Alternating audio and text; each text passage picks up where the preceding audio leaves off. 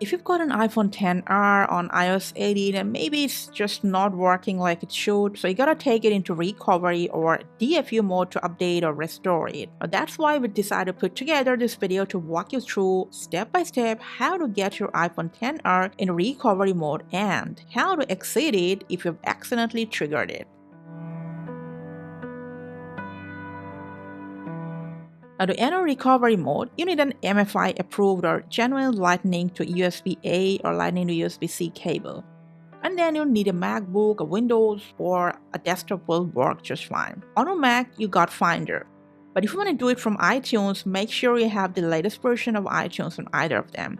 We're going to use our Windows for this video. So let's connect your iPhone XR with your laptop with the cable. To enter recovery, quickly press and release the volume up and down button and just go ahead, keep pressing the side button. Don't let go even if you see the Apple logo. Just keep holding down until it shows this support.apple.com and enter recovery mode. You'll get a pop-up on iTunes from where, if you want, you can either software update or just restore your iPhone XR. Now, in case of factory reset, after the reset process, your XR will turn on automatically in setup mode. Otherwise, to exit this mode, simply disconnect them and then either a long press on the power button or just force restart. Quickly press and release the volume up and down button and hold down the power button till the screen goes black.